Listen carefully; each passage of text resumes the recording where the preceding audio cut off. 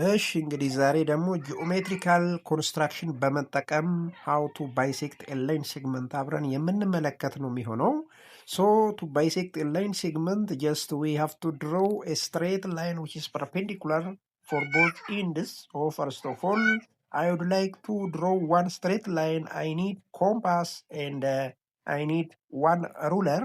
ሩለር እና ኮምፓስ ያስፈልገኛል። የተወሰነ ሴንቲሜትር እስቲ 8 ሴንቲሜትር ድረስ አንድ መስመር ለስራ።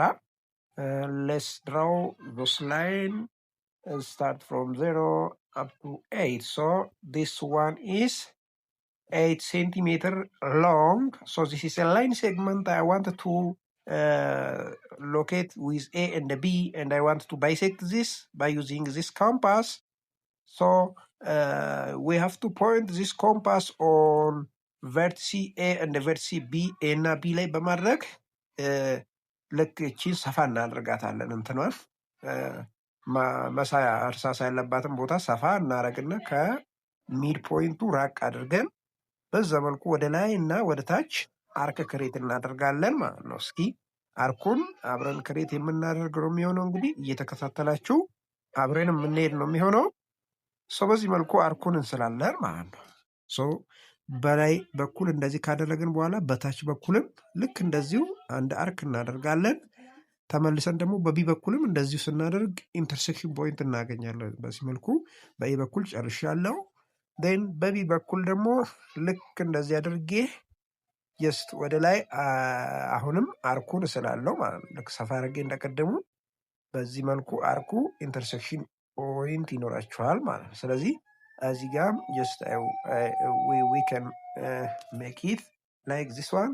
Again, I want to see this intersection point. So intersection ፖይንቶቹን ማገናኘት ብቻ ነው። ቀጥታ ሲ እና ዲ እንበላቸው። ይህንን በስትሬት ላይን ኮኔክት ስናደርግ ጀስት ፐርፔንዲኩላር ላይን እናገኛለን ማለት ነው። ይሄ ፐርፔንዲኩላር ላይን ኢትስ ኤ ባይሴክተር ኦፍ ኤ ላይን ኤቢ ይሆንልናል ማለት። ስለዚህ በሌፍት በኩልም በራይት በኩልም ያለው እኩል ርዝመት ይሆንልናል። ሶ በዚህ መልኩ ፐርፔንዲኩላር ላይን ቤስ ሴክተር ወይም ደግሞ ጂኦሜትሪክ ኮንስትራክሽን በመጠቀም በዚህ መልኩ መሳል እንችላለን ማለት ነው። በኋላ ኮንፊርም እናደርጋለን። ይሄም 4 ሴንቲሜትር የሚሆንልን ይሆናል። እስኪ የሆነ ፖይንት መሀላቸው ላይ እንሳይም። ለሚሴይ ኢ የተባለ ፖይንት እንሰይም። ን አሁን ይሄንን መመልከት እንችላለን።